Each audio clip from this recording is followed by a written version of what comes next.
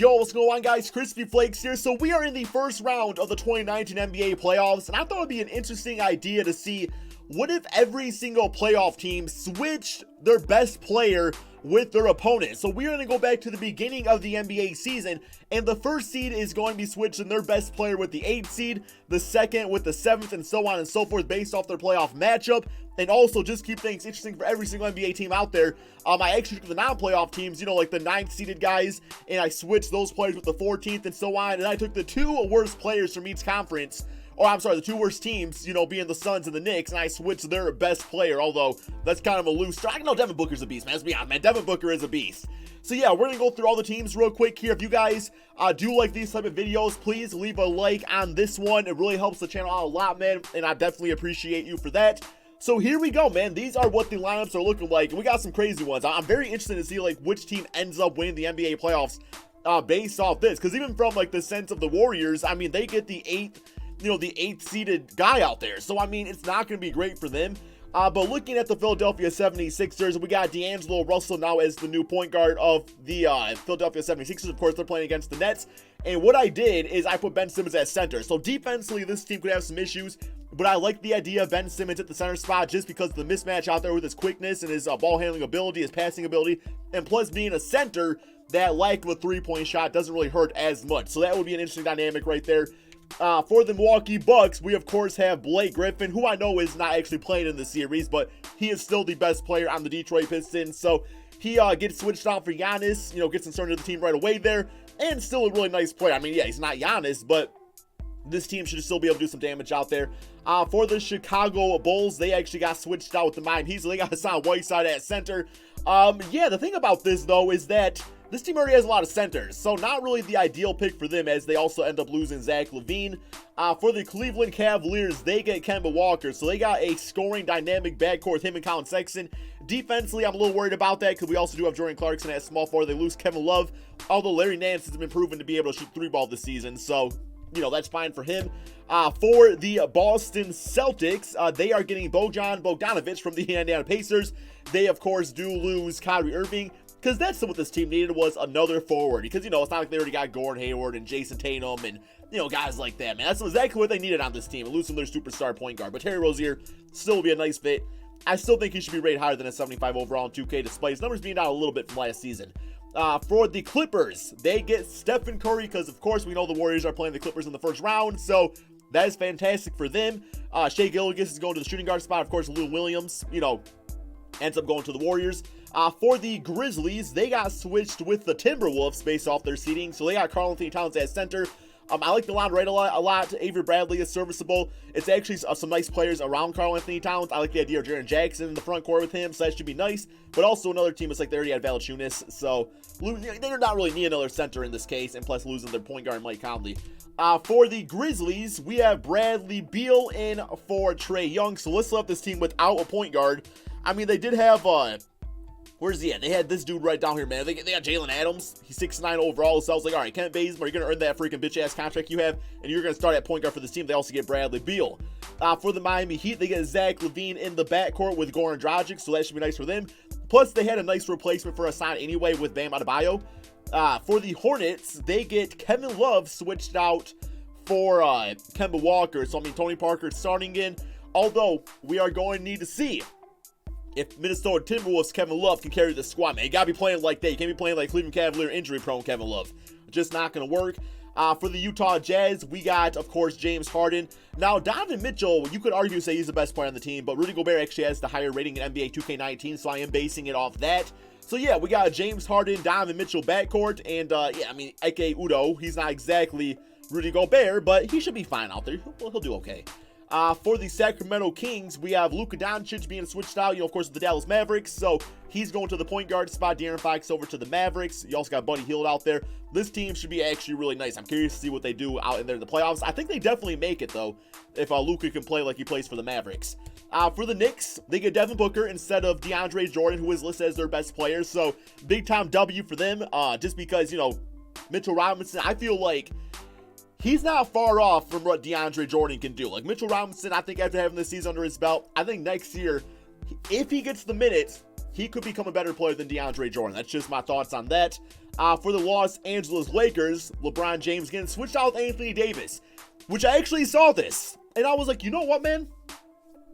If this team wants to retain their youth and also have some more money to sign another max contract player, LeBron for Anthony Davis ain't looking too bad, man, because then you got Brandon Ingram back in his natural spot. It's actually not a bad look. You know, go out there, sign Klay Thompson, and you could keep your young core, keep them happy. Get Klay out there with Anthony Davis. That's a championship team if I've ever seen one. For the Orlando Magic, of course, they are playing the Raptors, so they get Kawhi Leonard, while the Raptors get Vucevic. You know, Mo Bamba going to start for this team despite being, you know, injured and everything, but that should be fine. Great looking team with Kawhi out there. For the Dallas Mavericks, they now have De'Aaron Fox instead of Luka Doncic, so that's what their starting five is looking like. Definitely not a playoff team it doesn't look like a playoff team to me. For the Brooklyn Nets, they now have Joel Embiid instead of D'Lo out there, so they have a great replacement in Spencer Dinwiddie. But just having a service, I personally like Jared Allen a lot, but I mean having to go off the bench instead, and you know, having Joel Embiid, who probably you could say is the best center in the NBA. Some might say Jokic, some might say Karl Anthony Towns, but Joel Embiid's name should definitely be up there with the best. I do like the look of the squad. For the Denver Nuggets, we got LaMarcus Aldridge switching with Jokic because of their first round series. So, yeah, plain and simple, the team got worse. I mean, Jokic is a better center than LaMarcus Aldridge, but LaMarcus is still good. I believe he was an all-star this season, so that should be fine. For the Pacers, they now have Kyrie Irving on the squad, so you losing Bogdanovic, you have Thaddeus Young go over to the small forward spot. Then, of course, you get to start your beastly front court with Sabonis and Miles Turner, although game one they weren't too beastly out there. But still, man, Kyrie on the team looking great. For the Pelicans, we have LeBron James. So we're going to see if he can carry, a bit better than Anthony Davis can. Of course, he has Drew Holiday out there and Julius Randle. So really, it's not a bad starting looking five. Jalil's been better this season, so he'll be nice at the center spot. For the Detroit Pistons, I'm liking this one, man. Giannis Antetokounmpo. Now, I like Blake Griffin a lot, but damn, getting Giannis on this team, it's a game changer. Although at the same time, it's going to be interesting to see how Giannis can operate with a supporting cast that is a lot weaker than the Milwaukee Bucks, especially from a guard standpoint. Looking at the Raptors now, so you have Vucevic starting at center. Serge goes back to his old position of power forward. Pascal Siakam, going to try him at small forward. Is either him or OG Anunoby, who was like a 74 overall in this game, so I thought this was probably the best lineup. Marcus Gasol coming off the bench. Although Serge Ibaka's three-point shot in this game is not all that great, so the spacing might be a little questionable, but Vucevic can shoot it, so at least he can make up for that. For the Houston Rockets, yeah, this might be the worst spacing team I've ever seen, man. You got Clint Capella at power forward, and Rudy Gobert starting at center, of course, losing James Harden, but Eric Gordon, not a bad, I'm not saying he's a good replacement for James Harden, but it could be worse out there. Eric Gordon is not a bad player, so this spacing going to be suspicious. Oh my, it's going to be bad, guys. But they might actually get some wins because of their defense. Just with the Mike D'Antoni system, yeah, it's not exactly the picture-perfect match. For the San Antonio Spurs, they now have Jokic with Rudy Gay, DeMar DeRozan. We got Derek White and Bryn Forbes in the backcourt, of course, so that team should see a nice little improvement in their game.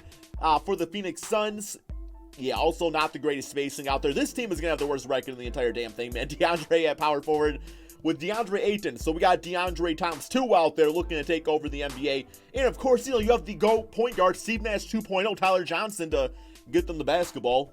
Yeah, that's not going to happen. For the Thunder, they lose Paul George, who of course is the highest rated player on the team, but they get Damian Lillard. So you have a Russell and a Dollar Dame backcourt. Those guys can handle everything offensively. Andre Roberson going to start at small forward. And yeah, that's the rest of their natural lineup. For the Timberwolves, we are looking at Mike Conley at the point guard spot, Karl Anthony Towns. So that's not going to be great for them. But I mean, Mike Conley, Derrick Rose in the backcourt with Andrew Wiggins. Who knows, man? Might be able to do something.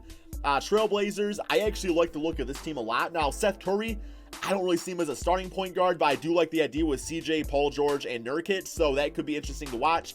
And then for the Golden State Warriors, I said earlier, man, that might not be great for them, but it's actually the perfect situation. Because, Quinn Cook's out there. He can shoot the three. You still run the ball through Kevin Durant, Draymond Green. You still got the shooters out there. But they actually get the biggest improvement in what they actually need by playing the Clippers in the first round. They get the six-man Lou Williams. And that's exactly what this team needed, was a nice six-man. So it worked out perfectly for them. And finally, we got the Washington Wizards, who are getting, they got Trae Young instead of Bradley Beal. So interesting looking team right there. I did take John Wall at this, 'cause I know he's out for a season, so I want to see how this team was without John Wall. But yeah, that is every single team. So let me know in the comment section below, before we do the simulation, which team do you think is going to win the NBA Finals?